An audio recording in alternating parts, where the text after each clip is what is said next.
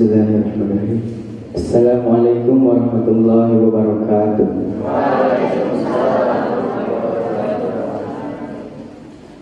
Alhamdulillah, alhamdulillahirabbil alamin.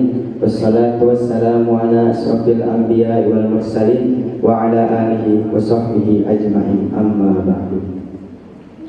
Yang pertama-tama marilah kita panjatkan puji serta syukur kita terhadap kehadirat Allah Subhanahu wa taala yang mana telah memberikan kepada kita beribu-ribu nikmat, di antaranya yakni nikmat iman, nikmat Islam serta nikmat ihsan. Tak lupa salawat serta salam marilah kita curah limpahkan kepada baginda kita yakni habibana wa nabiyana wa maulana Muhammad sallallahu alaihi wasallam, kepada keluarganya, kepada sahabatnya, kepada tabi'in, tabi'ut tabi'in, dan kepada kita selaku umatnya. Amin ya rabbal alamin. Berdirinya saya di sini, saya akan menyampaikan sedikitnya sebuah kultum yang berjudul Tanda Jika Kita Ikhlas Dalam Menuntut Ilmu. Keikhlasan dalam menuntut ilmu akan memberikan pengaruh kepada diri kita pribadi dan orang yang berada di sekitar kita. Di antara tanda-tanda ikhlas dalam menuntut ilmu yakni yang pertama, membuahkan ilmu yang bermanfaat. Yang kedua, mengamalkan ilmu tersebut. Yang ketiga, terus-menerus dalam memperbaikinya.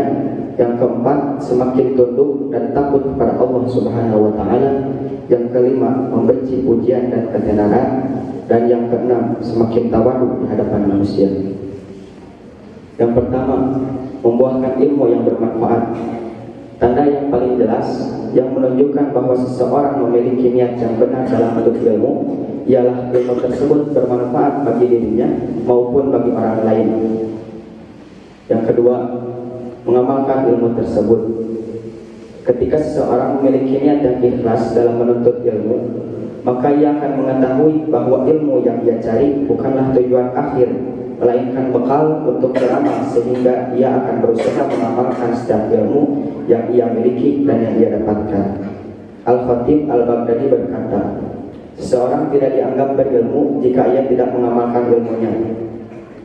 Yang ketiga, terus-menerus dalam memperbaikinya. Orang yang merasa telah ikhlas dalam menuntut ilmu, justru itu merupakan ciri tidak ikhlasnya dalam menuntut ilmu.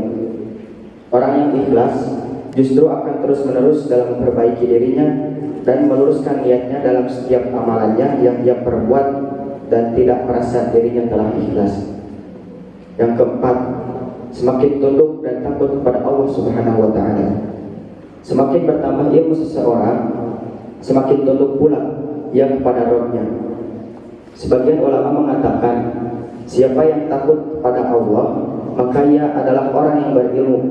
Dan barang siapa yang bermaksiat kepada Allah, maka ia adalah orang yang bodoh. Yang kelima, membenci pujian dan ketenaran. Senang dipuji dan cinta akan ketenaran adalah awal mula malapetaka pada diri seorang penuntut ilmu. Rasulullah SAW bersabda, seseorang yang menuntut ilmu, mengajarkannya dan membaca Al-Quran, lalu ia didatangkan dan dipaparkan kepadanya segala nikmat yang telah ia raih. Lantas ia mengakuinya. Lalu ia ditanya,